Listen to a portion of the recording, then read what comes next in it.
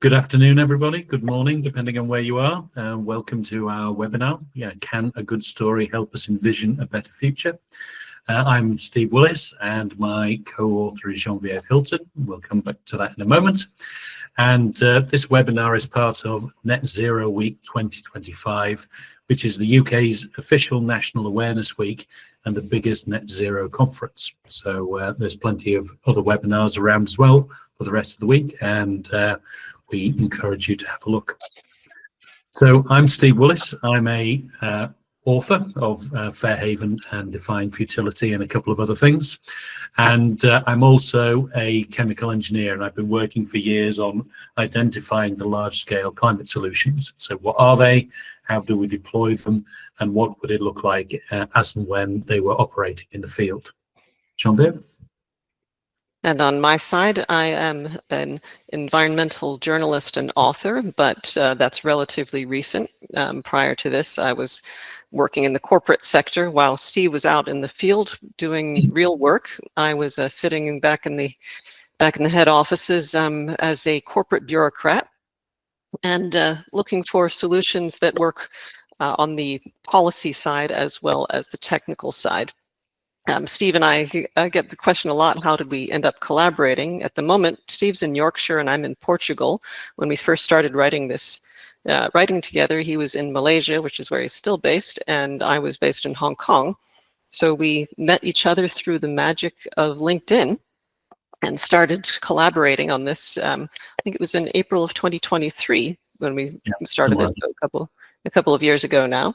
And only met in person for the first time the day before Fairhaven was published. And if anyone is wondering, how could we get along in this world without traveling by jet all over the place? Well, COVID proved we can do it, and collaboration can still happen. So let's jump in. Steve, want to go ahead with some of the bad news first? Yeah, so you're very familiar with charts like this. So there's been a lot of information about the deterioration of the climate more broadly, so the climate and the ecosystem and the biological systems on the planet. And this is a simple chart that shows last year we first broke the 1.5 degree barrier. So the 1.5 degree target that we're supposed to have not hit, we went through it last year, and although the averages have worked out over on a 10-year basis, so we won't officially break it for a wee while, we have already at least touch that. And it's important to also note that this is the global average, and in Arctic it's warming 3 or 4 or more times faster than it is in the rest of the world, and that's already having a considerable effect on the Arctic ice and on the permafrost. And a couple of weeks ago I was at the Cambridge Arctic Repair Conference, meeting a bunch of the people who are actually working on these things in real time and trying to address them. And the changes are happening rapidly, although solutions are also being explored. The ones who are feeling the impact, as Steve mentioned, are not only the ones who like the people who are vacationing in the south of Portugal, where it reached record-breaking 46.6 degrees a week and a half ago. But in fact, it's places that are especially in what we might call the global south, extreme, very large-scale population centers. And these are the places that are going to be impacted the most. I mean, make no mistake, this is a crisis that will fall essentially on the poorest part of the world. It will hit the poorest parts of the world the most heavily. This, in turn, is creating increasing climate migration, which many of you have heard of, and it's not something that we might have to think about in the future. It's something that's already happening. Migration often is caused by multiple factors at once, but the underlying cause is very often the change in climate, which affects agriculture, farming yields, the types of work people can do, and the types of conditions that people can work in. Another example of the global impact, which is going just beyond temperatures, is that tropical diseases are expanding their range. I think a lot of people today are going to be from UK, so I don't know the details about that, but there are certainly areas in which diseases like malaria, like dengue fever, like, things that were considered tropical diseases will no longer be confined to the tropics. Along with that, things like crop yields impacted by the tropical diseases, impacted by rising temperatures, mean that there is malnutrition, meaning that people are more vulnerable to the ordinary sorts of diseases. So these are some of the things that we're seeing, not in the future, not speculative, not something we have to come up with to write a story, but things that are happening already now. These topics in themselves are also among the types of things that will impact the global rise in conflict, or sorry, which will impact global conflict. There are very few scientists at this point who are willing to say, because of global warming, therefore this war happened. However, wars are often fought over resources. Resources are directly affected by climate change. And even, let's say, not too long ago, the Department of Defense in the United States also published its climate adaptation plan. Given the current politics, we're not sure what the status of that is now. It might have been thrown into the bin because of prevailing politics. But it is, whether or not it is considered to be a factor, it's happening. So in that case, we are faced with this choice. Should we just panic and run around like the proverbial chicken with the head cut off, or should we give up and try to find the nearest bar? This is something that Steve and I often have as a kind of a refrain in our conversation. Whenever there's some really horrible news that comes out, and Steve will say, well, there's always gin. But the other option, of course, is to try to find a solution as opposed to just being paralyzed. Yet many people are not doing that. Many people are choosing the option A or B. There's something called climate anxiety, which is already being discussed, although I don't think it's recognized as a particular, it's not recognized in the DSM, whatever number they're on. But this is something that doctors, psychologists, therapists are dealing with on a daily basis now. And if you look at some of the surveys, this is happening all over the world. So in North America, 10% are nervous, anxious, or on edge. They're unable to stop or control worry about global warming. In Europe, 60% of us are very or extremely worried. In China, they said nearly a third are terrified. In Australia, I think that was the one that really got me. It was 19,000 young Australians between 15 and 19. 26 were very or extremely concerned. Now, these are not comparable, so they're all from different studies, so you can't say that the Australians are more or less worried than the Europeans. It's merely to show that it is a global phenomenon, and it is definitely hitting the young people the hardest, for obvious reasons. The young people will be here for the impacts of climate change. And this is often causing paralysis. They say, I don't know what to do, so I'll just freeze, or I'll do nothing, or I'll feel that it is all useless. One of the things that people do when they feel that they don't have any other option, however, is that they talk to each other, and sometimes that talking to each other does create creativity.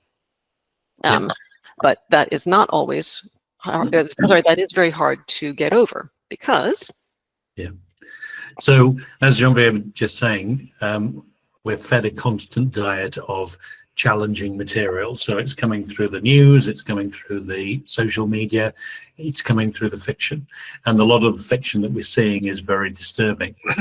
And to advert to what she was just saying a moment ago, when I was in Cambridge a couple of weeks ago, one of the speakers there was from Extinction Rebellion. So she was standing up and describing her personal experience, and that many young people were either disconnecting from the issue or experiencing very real grief and anger related to the climate. So they're not just anxious; they're more disturbed than that. So. In amongst the fiction that we have here, there is a lot of really quite dystopian fiction. There's been a long-standing trend for that, and the recent series of Black Mirror looked at near futures and how they might technologically develop. And there's no good news in it at all. It's very interesting, but a lot of the things that happening there are intentionally a bit disturbing. So there are alternatives. And when we started working on this, Genevieve and myself, we wanted to explore some of what those alternatives are. And this chart is like a starting point that says where we are today. So back one. And everything to the right, out to the end of the century, is things that are yet to happen. So these are the this is the speculative fiction space, a space where we can go and we can imagine what will happen and where we will go, and things will happen to us in the future. And one of the beauties of this particular chart, of course, is that if we take the hard and determined actions, we can keep towards the bottom end of that triangle. And if we just lie down on the sofa and have another donut and despair, we will duly end up in the top of the triangle. So this one also looks at a different way of looking at the future. So it's a similar type of triangle, and there's a range of possibilities from every single future.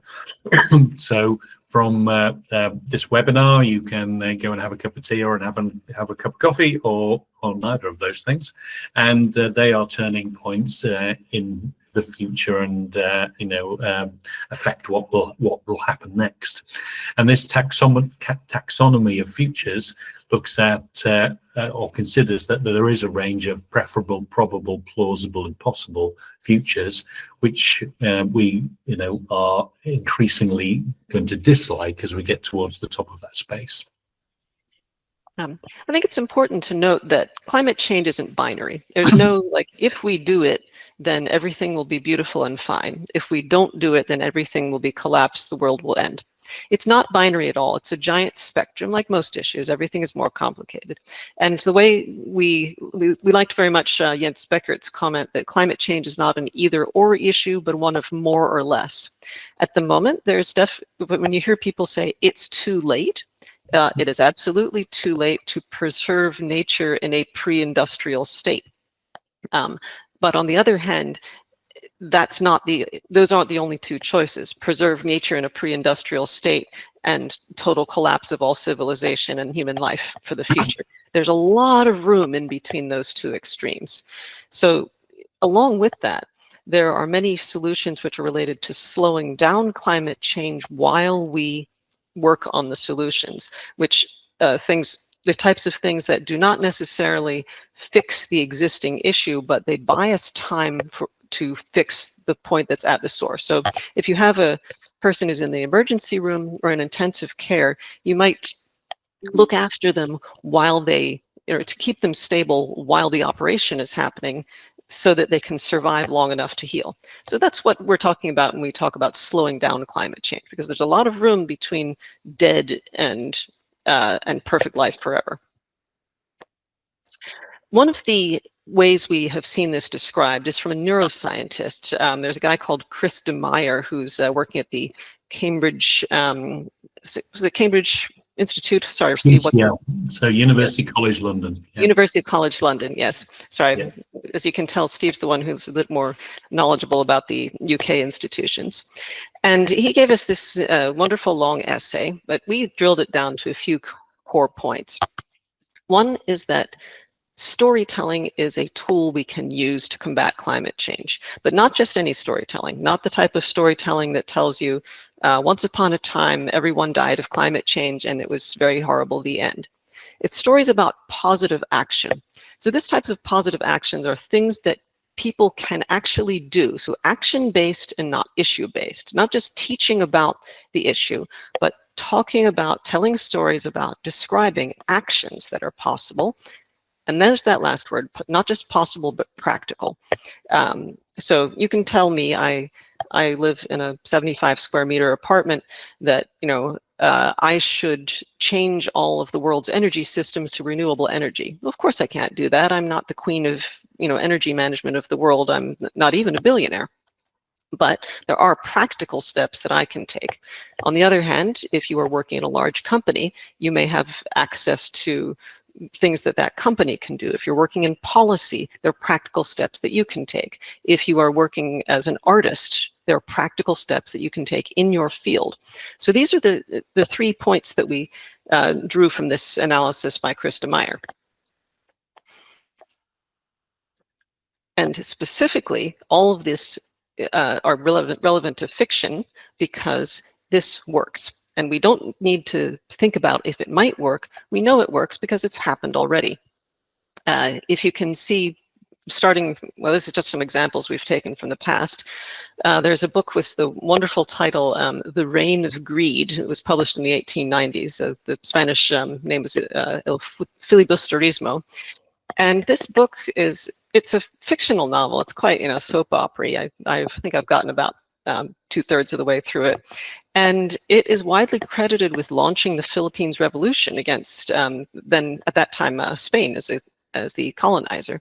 We look at the book The Jungle in the 1900s. Again, fiction. It's about a group of immigrants living in Chicago. And it was directly credited by the United States government for having started the first food and drug legislation to protect people from rotten or poorly manufactured food products. So these are all fictional books that made a difference in real life. Another classic example is Uncle Tom's Cabin from the United States, which was a narrative about a very sympathetic protagonist, Uncle Tom, who was an enslaved person in the 19th century. That's also been credited, correctly or otherwise, with starting the Civil War in the United States. And it doesn't stop. I think once we've seen television and film get more popular, then we see the same effect with television and film. Steve, there's a few you wanted to talk about. Yeah, so I particularly like The Day After. So this is a made-for-TV movie from 1983, and I dug it out recently and watched it again.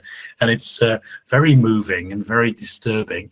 And at the time, President Ronald Reagan sat down with his wife and he watched it on live, or being broadcast on TV with the rest of the country. And it describes what happens when a nuclear war begins. So it shows all of the exchange of the missiles, and it's all very dramatic, in a Hollywoody kind of style. And he wrote in his journal afterwards that watching the film left him greatly depressed and hardened his resolve to ensure there is never a nuclear war. And from that, he got involved in the START negotiations, which did indeed greatly reduce the number of nuclear weapons that there are, and made an enormous step forward. And it really struck me watching that movie, although the movie was made for the wider population, it really felt like it was a film that was made for one viewer, and that one viewer was Ronald Reagan, but he got the message. So, that's really quite powerful. And I love the synergy between that film, The Day After, and the one on the right-hand side, The Day After Tomorrow, which is an over-fictionalized version of what happens with climate change. So it describes America after the Gulf Stream has collapsed, the AMOC as it's called. Ironically, when I was in Cambridge at the Arctic event a couple of weeks ago, they seemed very concerned about the Gulf Stream and what actually might happen in reality. And while you might not suddenly freeze to death while walking out of the door, the consequences of that could really be quite severe, particularly in Northern Europe. I think the part I liked about that movie when I watched it when it first came out was that at the end there is a repentant Dick Cheney desperate to be admitted to cross the border and be admitted into Mexico, and the fact that he was desperate and repentant, that's why it's really fiction. So a lot of these are not really the same type of thing that Chris Meyer from University of the UCL Climate Lab has suggested, but we can still see that the principle holds. It's a good story. They have made a difference, and this has happened in real life several times. What about when we look at the climate titles that are out there today? So these are some from your collection, Steve. Yeah, so in looking at what books are available and what books and movie and TV has been made about the climate crisis, these are just 4 titles from relatively recent literature about climate crisis. So The Parable of the Sower is one that you may all have heard of, and it's a fully dystopian descent into a near future Mad Max style hell, and all of these follow a related path, except perhaps Neil Stephenson, interestingly. So his is about termination shock, and talks about what it takes to do solar radiation management. So how you would fire sulfur higher into the atmosphere to build a dome to reduce temperature. And it's alarming, and it's in many ways a post-collapse story. And of all of them, that's the more optimistic of the 4. So as part of our research, we generated this chart last year. So it is a chart plotting utopia and dystopia on the x-axis and plausibility on the y-axis for 50 films and TV shows, with a few books scattered in just to make sure we caught particular points. On the top left-hand side, you can see that there's some very familiar names. So we have Mad Max, Soylent Green, and Handmaid's Tale, and these are really quite plausible, really rather dystopian stories. And Mad Max, particularly the original Mel Gibson versions, are interesting stories, but they're lousy lifestyle choices. You really don't want to be living there, and they're pretty unpleasant. And then the bottom corner, the bottom left-hand corner in the orange side, we have dystopias which are implausible. So this includes Snowpiercer, because obviously the train derails before the end of the first episode, because you never can have a train running forever, and Walking Dead, where we don't yet have zombies wandering around. On the right-hand side, in plausible area, we have Star Trek, and Star Trek is lovely, but we don't have energy matter transfer, so we can't make things out of pure energy. And in order to get to Star Trek, in any case, they went through their own Third World War. So in the plausible but non-dystopian, so plausible, decent futures, we've got Fairhaven, which is our story, and Ministry for the Future, which is a book written by Kim Stanley Robinson, who's a very well-established science fiction writer. And his is a very interesting story. He kind of gets to a decent future in the end, but he uses an awful lot of terrorism to get there, unfortunately. So we were keen to explore pathways which get to a decent future, which use decent, workable, large-scale solutions. Now, this is, again, not to say that some of the dystopian stories don't have a role, because they do scare people, and people need to be scared before they need to take action. And certainly there's a lot of people that are still in the denial phase, but it's not enough to scare people. On the other hand, there's also a role for the unrealistic ones. There's something which is widely recognized, and it has a name, called the Star Trek effect, which is when someone looks at a gadget or a scientific advance that is shown on Star Trek or in any other futuristic or science fiction type of movie or book, and then goes about inventing that thing. So we now have a lot of the, if I want to call them, the toys from the original Star Trek, that were thought to be completely impossible and futuristic at the time. So these things are possible as well. They're not always practical, and they're not always short-term solutions, unfortunately, but some of them are possible. Okay, so we published Fairhaven with Habitat Press. So Habitat Press is Southampton University-related small press, and it followed on from a project that we did with them in COP27, which was the Egypt COP. The story follows our protagonist, who is called Grace Chan. So she's a young Malaysian engineer starting on a massive climate solution or climate adaptation project. And Krista Meyer, who we mentioned a wee while ago, he very charmingly called it the best climate fiction book on the planet.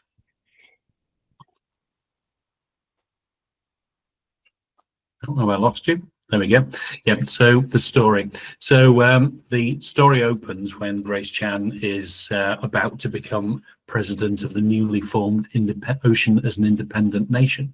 So this is obviously a fairly controversial and challenging thing, but we within the story we explore an interesting and convoluted path by which the ocean eventually becomes an independent nation, and it's important because it allows a whole bunch of things to take place which are difficult to do with the current United Nations and international connections. So she's driving, about to think about what she's going to do as the president, and unfortunately she crashes, and the story explores her thoughts as she's considering what happens as the tide is rising and she's stuck. So the solutions, there's three main groups of solutions within the story, and Fairhaven itself is the climate solution which is used to protect Penang. So Penang is an existing city in Malaysia, and that large island that you can see there is on the left-hand side of Peninsula Malaysia. And there's a large area of mud in between the island and the mainland.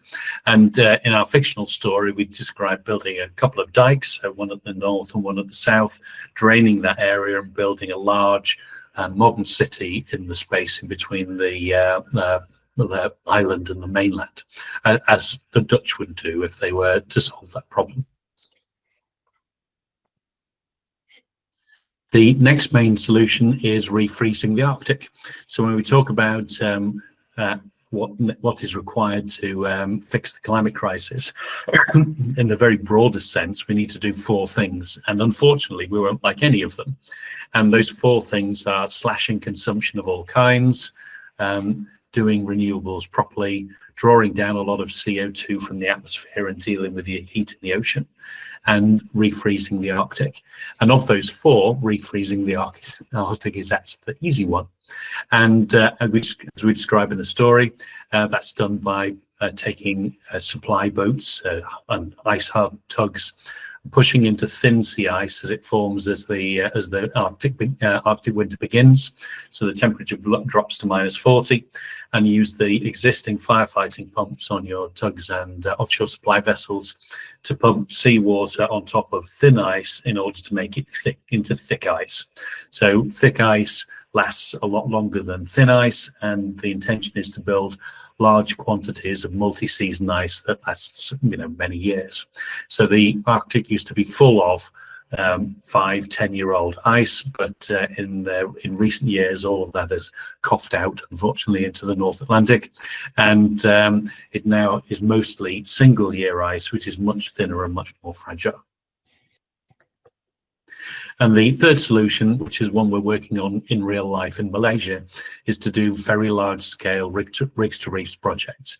So this involves taking pieces of old oil rig and other structure and taking square kilometers of seabed. So many of you will have seen the David Attenborough trawling video where the seabed is being trashed by trawlers, and the proposal would be to go back into those very damaged areas and build square kilometers of decent habitat for fish and other marine life, and then never fish in those squares again, only fish around the outside in the lanes in between them, and then photocopy that 100,000 times across the tropical waters in Southeast Asia. So you end up with large areas of sustainable habitat on the seabed. And of all the nature-based solutions or assisted nature-based solutions that are available, this one's attractive because so much of the seabed has already been damaged and its primary productivity has been very much destroyed.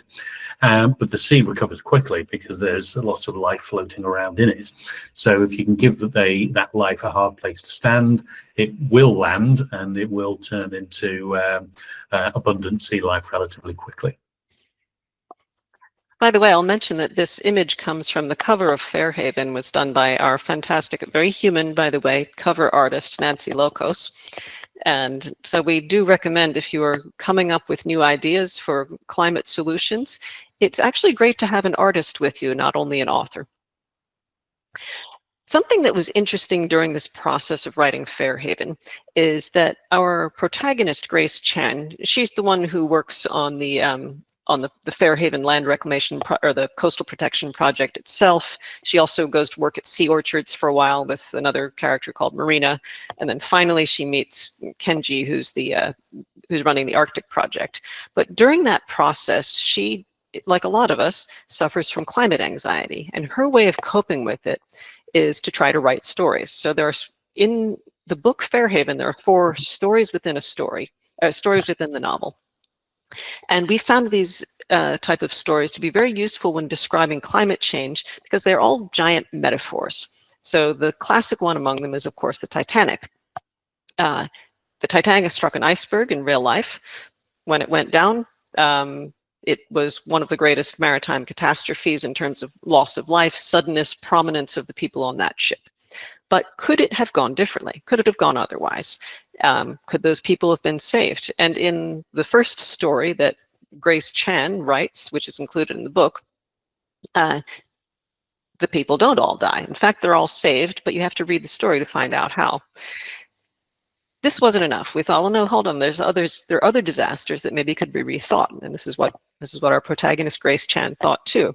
So we went to the Flixborough the Flixborough chemical plant disaster, which is in UK, or happened in UK in 1974, and even explored how, if that hadn't happened, how that might have influenced other disasters, including Chernobyl.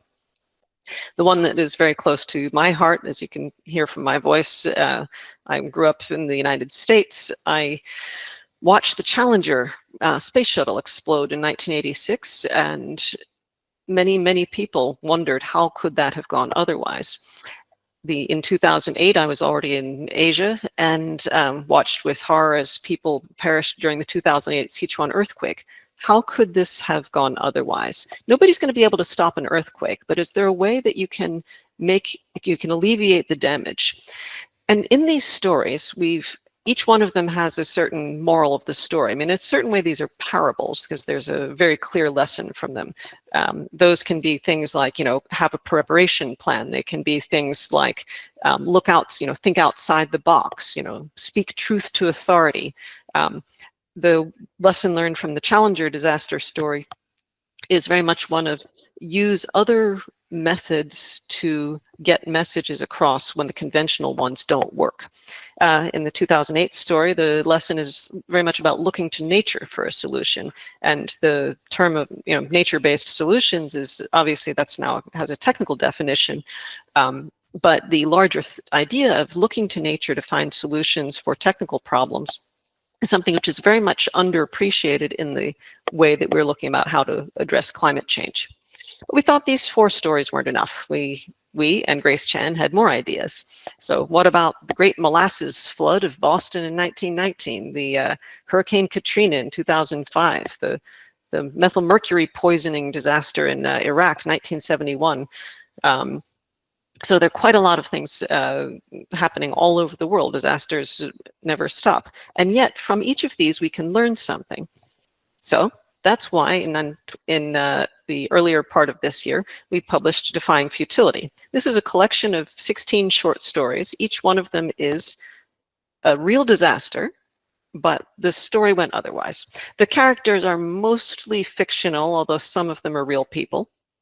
And this involved, I would say, a level of research about the actual topics, the actual things that happen and the actual people, which we hope we got mostly right. Although we did, after publication, I think we got one message from someone who had been involved in the Challenger explosion, who had actually been working in NASA in the 1960s, and so we thought this guy knows what he's talking about. But for the most part, these are all real disasters, real possible solutions with fictional people. Yeah. So part of our intent here was to explore a black mirror, green mirror story. So can we write stories in the style of Black Mirror on Netflix, but can we take that approach and use it for climate stories? And instead of having a bad ending, can we have a better ending so that we don't end up with all doom and gloom, but we see multiple different pathways by which problems can be resolved? And by the way, you might wonder again, how can there be any drama in a story that you know it has a happy ending? Well, in the stories, we always show what really happened at the beginning, and then you're left to figure out, almost like a mystery, how we get to the good ending. This, by the way, again, I'll mention our excellent cover artist. You see on the front cover, it's the happy ending, where people escape from the ship alive, and the left-hand side is the sad ending, which happened in real life. And there in the lower left, there's Kate Winslet and Leonardo DiCaprio, hanging on to the door for until they meet their sad end, that is of course the fictionalization of the true story. But again, Nancy's done a great job in showing us the front cover with the happy ending and the back cover that goes otherwise. The lessons that we learned or the lessons that we want to almost suggest is what we want to teach from this process, is that these lessons can be applied today to the current climate crisis. One of them is, of course, the big one is learning from history. A lot of disasters have already happened. They have a lot in common, although they're from all over the place. You start studying, you start to see commonalities. One of the lessons is to prepare in advance and intervene as early as you can. While, of course, we should have been tackling the climate crisis with all the bells and whistles 50 years ago, it doesn't mean that it's so-called too late. I've mentioned looking for expertise in nature, but underrepresented groups are also a fantastic resource. And whether that's within a corporation, maybe it's the interns, maybe it's the kids, maybe it's the people who are working not in the management team, who have the ideas, who have the knowledge and the craft to figure out what the solution ought to be. And on the other end of the spectrum, when you do have a prominent voice, you have an access to a prominent voice, that is something to that is something to leverage. And of course, if you see something, say something, and as we're doing today, fostering education and sharing ideas.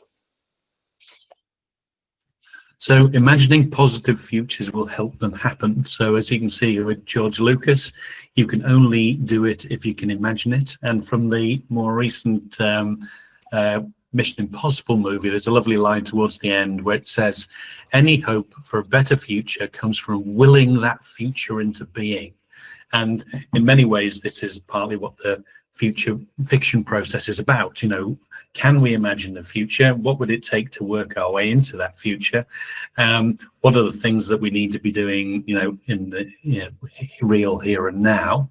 And what is still worth doing, even if things are going to hell in a handcart? So it's like, even if things are bad, even if it's too late, there's still a huge pile of things that can and should be done, which make it a lot more manageable and livable with. So there's lots of things that can be done, and it's not just a matter of accepting despair, but choosing to choose optimism. And by optimism, we mean persistence, determination, and grit. Right. So this is the end of the lecture part of our session today. And I'll leave that QR code up. Exactly on time. I'll leave that QR code for just a minute. So I believe that if you go there, you can see where to buy the book, but you can also get 10 chapters and one Defying Futility story for free. One thing that you might be curious about is how the name Defying Futility came, which is kind of an interesting story in itself. There was a fictional book in the late 1800s, which was about a giant ocean liner named the Titan that hit an iceberg and sank with everybody on board. The Titan was supposed to be unsinkable, and the name of that book is Futility. And this book, you'll notice the late 1800s is before 1912 when the real Titanic sank. So it was our speculation that just nobody who built the Titanic had just read that book. I mean, it's kind of a piece of, trashy schlock fiction. So it's not that surprising nobody read it. Still, we thought, what shall we name this? Futility? No, it's Defying Futility. So it's finding out how we can get away from the futility scenario and to the positive scenario. So I'll stop presenting now, and if anybody wants to either raise their hand or put a chat in the comment, then please go ahead. now is the time. Or feel free to react with the emojis. I see there's plenty of room for complaints and compliments if you like to.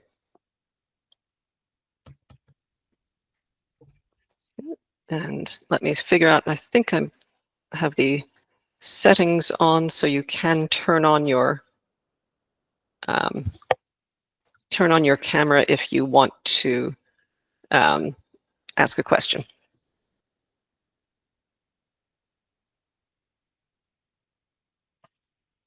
Right, nice comment. So please go ahead, Karen Lawrence. Hi, hopefully you can hear me. Can you see me as well? Yes, hopefully. Hello. Thank you. I've found that really fascinating. I read a lot of speculative fiction, and so it's really sort of in my wheelhouse. Unfortunately, I don't write it, but what I do write is non-fiction. I write for Which magazine, writing about sustainability and energy efficiency for consumers. And I wondered if you had any thoughts or advice really on trying to build in elements from fiction writing into non-fiction for consumers in this space.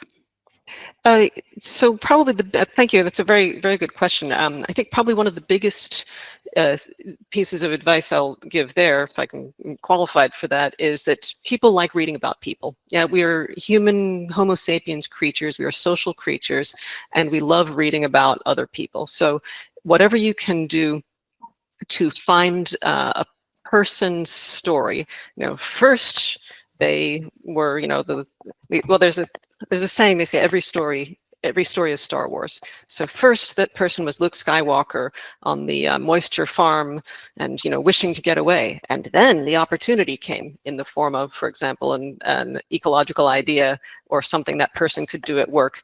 And then they encountered difficulties along the way, but overcame them and, got away from, and blew up the Death Star. So and I'd add to that as well, Jean-Pierre, something that was said to me a couple of weeks ago, that a story has a beginning, middle, and end. And there's lots of stuff is said about narrative, and sure, your startup, your business, or whatever should have a narrative, but it does feel like we've over-snippeted the stories. So although it might be ultimately we're all being pushed into TikTok and other short things, having a whole story arc is still a good objective to have. An author I can recommend, by the way, who does this well in the nonfiction way is Isabel Losada, who is she wrote a book called The Joyful Environmentalist, and she's in UK, so all of her recommendations are very they're very practical in UK, and it's also very much individual action. But she, for example, when she was talking about in her book, she talks about avoiding reducing plastic usage during travel. So she doesn't say, well, here's the 10 things you can do. She talks about how she got on an airplane and started kind of bickering with the, actually I thought like the poor flight attendant who had to deal with her, but okay, whatever. It started talking about like, no, I don't want, the plastic utensils. No, I don't want the plastic tray. No, I don't want, and it was a really funny story, and it really had you reading, but by the end, guess what? I learned something. Brilliant. Thank you. That's really helpful. All right, here's a question from Wendy Newman. Do you have any plans to approach TV, film, and film production companies? Steve, well, yes. Yeah, I was at London Climate Action Week a couple of weeks ago, and part of the purpose was to tell people about climate fiction, but also to work the crowd and meet random strangers who may or may not be connected to the industry.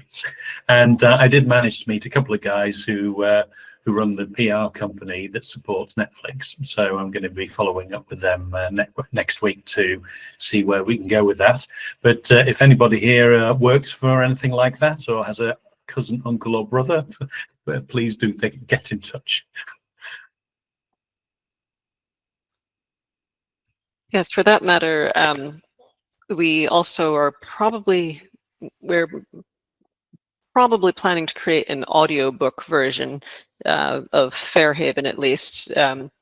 So we did a test chapter of Fairhaven. So if you go to the Fairhaven Substack, we would love comments on that. I'll put the, let's see, I'll put the address for that in the chat. So that's a great place if you want to hear how the audiobook might sound and tell us and give us any advice on the reader, who at the moment it would be me. Then please, we'd very much welcome that. Yeah, I thought it was quite good, but then I'm prejudiced. Yeah. So on the TV things, our ultimate aim is to write a story arc with 5 books in it, down to about 2062, when most of the climate issues have been acknowledged and addressed. So we won't have fixed it by then, but we'll be getting on with it, because it's going to take a bit longer than that to fix. And one of the things we're doing as we're assembling the sequels is looking for other big climate solutions. So if there's something that you really care about or you think is really big and hasn't been discussed very much, we'd love to hear about it, so that we can do a bit of research and potentially include it in the coming sequels, because we need every great idea that we can get. Any further questions from the group? I'd be very happy to, if you want to turn on your camera, now is also fine too. Or you don't have to turn on your camera, you can write it in the chat.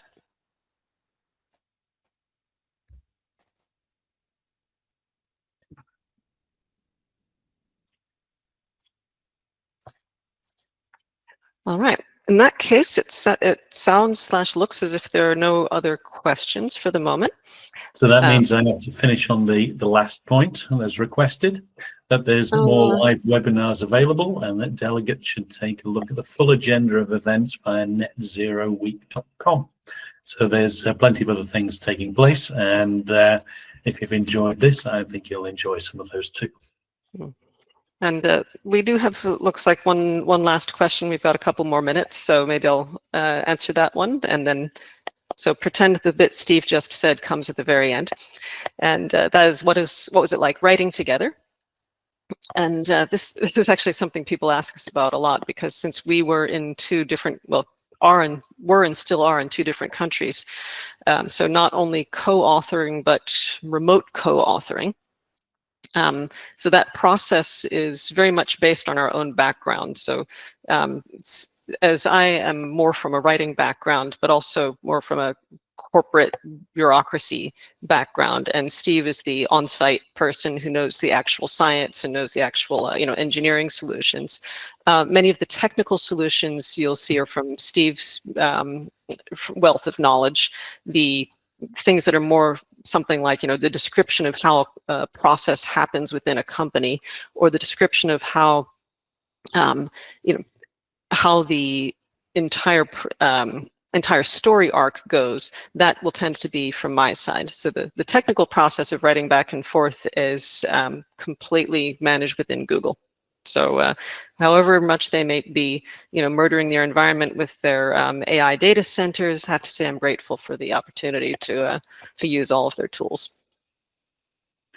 And from my perspective, the writing together has been an absolute boon. So it really feels like, because we have the 2 different styles and perspectives, we write much stronger material than either of us could have written alone, and it is more complete and more solid. So we were very keen to make sure that the solutions are real and the whole thing hangs together as plausibly as possible. So there's, what we often start with is a lot more material than ends up within the story. So there's a lot of cutting, a lot of give and take, a lot of debate, and sort of like, here's a scenario, and well, actually that piece of it isn't going to work, so we'll cut that out and work up together to produce a new piece that fits in that slot and delivers the necessary piece of the narrative. So there's a great deal of iteration, but it's lovely working with somebody. So I would recommend that really to people who are looking, and it also gives you more of a deadline to work towards. You know, it's like, so we've got a call day after tomorrow. Maybe I better do my homework. So Yeah, that kind of like, cooperative deadline is super helpful. Yeah, keep each other honest. Looks like there's one last question, which is, are there plans to do book group discussion points or engagement materials to allow people to engage or talk around some of the topics discussed through the book? So in fact, this is something our publisher suggested about 3 weeks ago, and we haven't got around to it yet. But Roanne, if you want to have a book group and use Fairhaven as the book, well, that's what Steve was just talking about. That gives us a nice deadline to work towards, and we will write it up. Yeah. We are available, by the way, to do. I think we've done a couple of these joined book groups who have read the book, but we didn't give them any book group discussion points yet. Yeah, I was with a lovely group called the Climate Solutions Book Club. So I'd been on a couple of their calls previously, and they pinned me down and asked me questions for over an hour and a half. And so it was quite entertaining, really. But fascinatingly, one of the guys was a particular expert about refrigerants. So refrigerants guys.